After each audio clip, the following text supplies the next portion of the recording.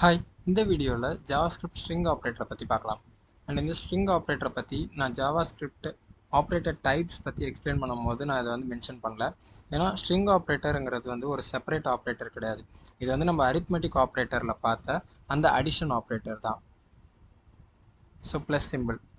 So இந்த ஆப்ரேட்டரை நம்ம string ஆப்ரேட்டராகவும் use பண்ணலாம். அண்ட் இந்த ஸ்ட்ரிங் ஆப்ரேட்டரை எதுக்கு யூஸ் பண்ணுறோன்னா, ரெண்டு ஸ்ட்ரிங்கை கன்கார்டினேட் பண்ணுறதுக்காக யூஸ் பண்ணுறோம், அதாவது ஜாயின் பண்ணுறதுக்காக. ஃபார் எக்ஸாம்பிள், இந்த இடத்துல இன்னொரு வேரியபிள் கிரியேட் பண்ணுறேன்.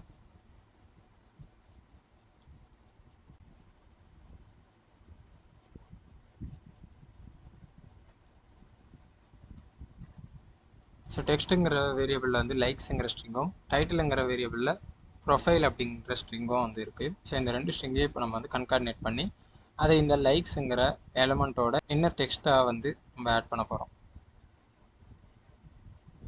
Text and string operator plus title. So இப்போ இந்த ரெண்டு ஸ்ட்ரிங்கையும் நம்ம கன்கார்டினேட் பண்ண போகிறோம்.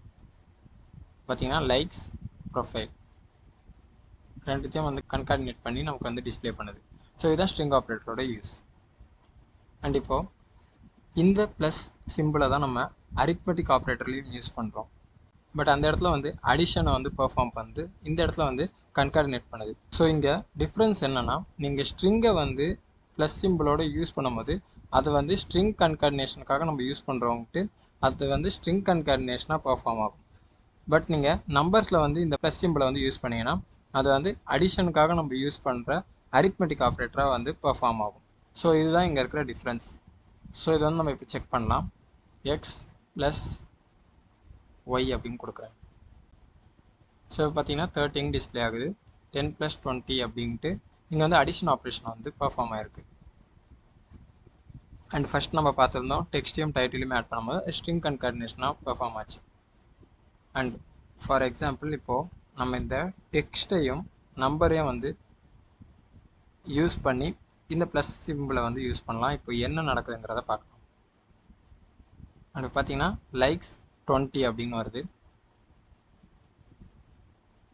ஸோ நான் இப்போ என்ன பண்ணுறேன், text plus X plus Y அப்படின்னு கொடுக்குறேன். ஃபஸ்ட்டு டெக்ஸ்ட், அது கூட எக்ஸ், அது கூட ஒய். இப்போ பார்த்தீங்கன்னா 10 + 20 13 தான் டிஸ்பிளே இருக்கணும். பட் இங்கே நமக்கு கன்கார்டினேஷன் தான் நடந்திருக்கு.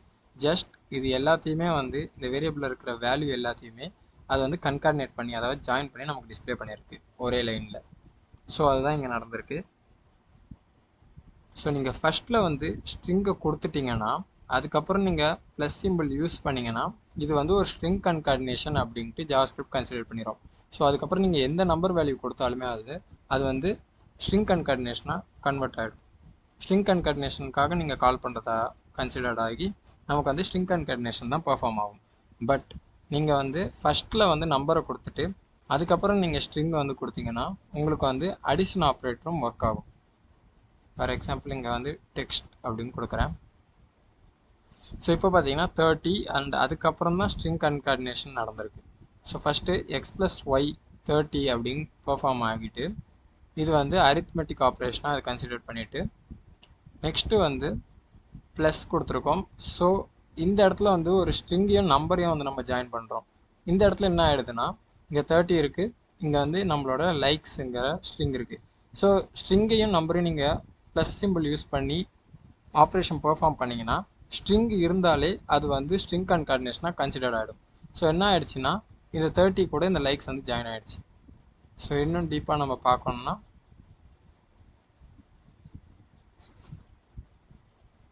நான் இங்கே டைட்டிலும் கொடுக்குறேன்.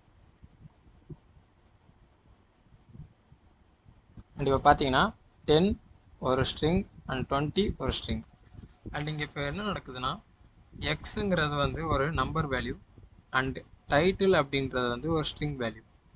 ஸோ நான் ஆல்ரெடி சொன்ன மாதிரி நீங்கள் ப்ளஸ் சிம்பிள் யூஸ் பண்ணும் போது ரெண்டு ஆப்ரண்டில் ஏதாவது ஒரு ஆப்ரண்ட் ஸ்ட்ரிங்காக இருந்ததுனாவே அது ஸ்ட்ரிங் கன்கார்டினேஷனுக்காக நம்ம யூஸ் பண்ணுறோம் அப்படின்னு தான் ஜாவாஸ்கிரிப்ட் கன்சிடர் பண்ணோம். ஸோ அப்படி இருக்கும்போது இங்கே பார்க்கும்போது X 10 number value and title ஒரு ஸ்ட்ரிங் வேல்யூ. அண்ட் இப்போ நீங்கள் நம்பருக்கும் ஸ்ட்ரிங்குக்கும் நடுவில் இந்த ப்ளஸ் சிம்பிளை யூஸ் பண்ணுறீங்க. ஸோ அதனால் என்ன ஆயிடுதுன்னா இது வந்து ஸ்ட்ரிங் கன்கார்டினேஷனுக்காக நம்ம யூஸ் பண்ணுறோம் அப்படின்னு ஜாவாஸ்கிரிப்ட் கன்சிடர் பண்ணிவிட்டு இதை வந்து ஜாயின் பண்ணிடுது அடிஷன் டாஸ்க் வந்து பெர்ஃபார்ம் பண்ணாமல். ஸோ அதுதான் இங்கே நடக்குது.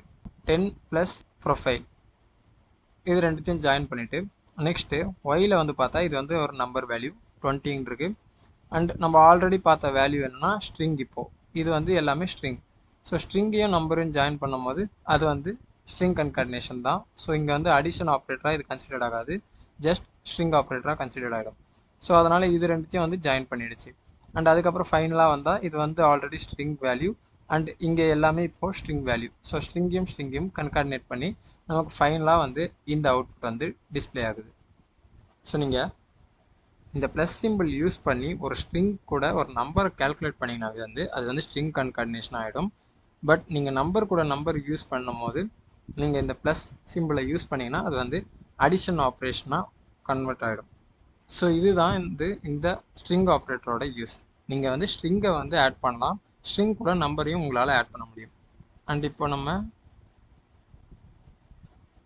ப்ளஸ் ஈக்குவல் டு அப்படின்ற அசைன்மெண்ட் ஆப்ரேட்டரையும் யூஸ் பண்ணி எப்படி இதை ஸ்ட்ரிங் ஆப்ரேஷனை வந்து பெர்ஃபார்ம் பண்ணுறது அப்படின்றத பார்க்கலாம். Text plus equal to title. So இப்போ என்ன பண்ணுறோன்னா text equal to text plus title. டெக்ஸ்ட்டையும் டைட்டிலையும் ஜாயின் பண்ணி அதை டெக்ஸ்ட்டில் வந்து ஸ்டோர் பண்ணி அண்ட் அதை வந்து இன்னர் டெக்ஸ்ட்டில் வந்து ஆட் பண்ணுறோம். ஸோ இப்போ பார்த்தீங்கன்னா லைக்ஸ் ப்ரொஃபைல் அப்படின்னு டிஸ்பிளே ஆகுது. அண்ட் இப்போது ஸ்ட்ரிங் ஆப்ரேட்டரை பற்றி உங்களுக்கு தெரிஞ்சிருக்கும்னு நினைக்கிறேன். இந்த வீடியோ உங்களுக்கு பிடிச்சிருந்தா சப்போர்ட் பண்ணுங்கள். தேங்க்ஸ் ஃபார் வாட்சிங்.